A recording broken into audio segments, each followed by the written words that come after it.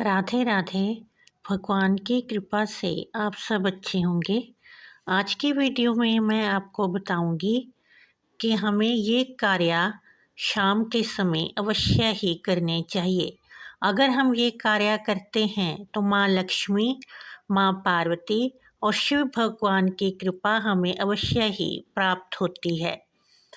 शाम के समय हमें अपने घर में भजन अवश्य ही चलाने चाहिए या भगवान की कथा अवश्य ही सुननी चाहिए।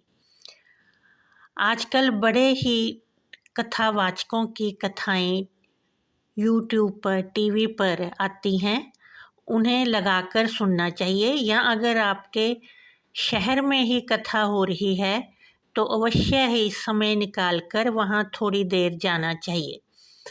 अगर हम भजन सुनते हैं, कथा सुनते हैं तो भगवान बहुत ही हमारे पे प्रसन्न होते हैं।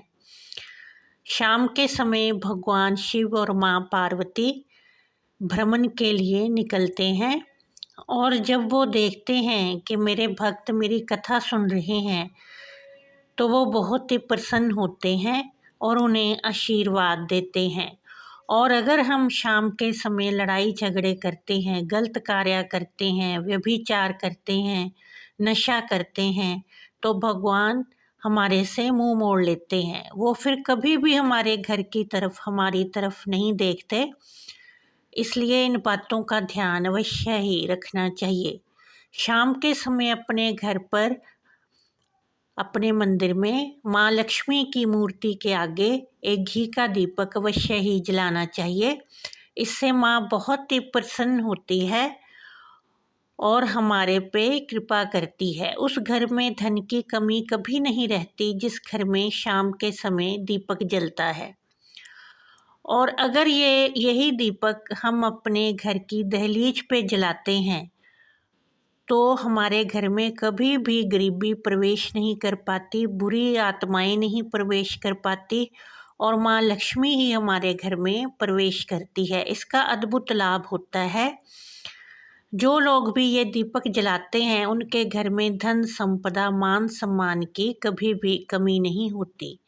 इसलिए हमें शाम के समय दीपक अवश्य ही जलाना चाहिए। इससे भगवान बहुत ही प्रसन्न होते हैं और माँ पार्वती हमारे पे कृपा करती है और उन बच्चों को वो खुश रहने का आशीर्वाद देती है। और जो लोग बुरे काम करते हैं तो फिर माता उनसे मुंह मोड़ लेती है और वो फिर दुख में ही रह जाते हैं। इसलिए कोशिश करें कि शाम के समय भजन सुने, कथा सुने, दीपक अपने घर में और घर की दहलीज पर अवश्य ही जलाएं। इससे असीमित कृपा प्राप्त होती है। इतने सुख प्राप्त होते हैं कि जिनकी हम गणना भी नहीं कर सकते। आशा है कि ये मेरा वीडियो आपके लिए लाभप्रद सिद्ध होगा।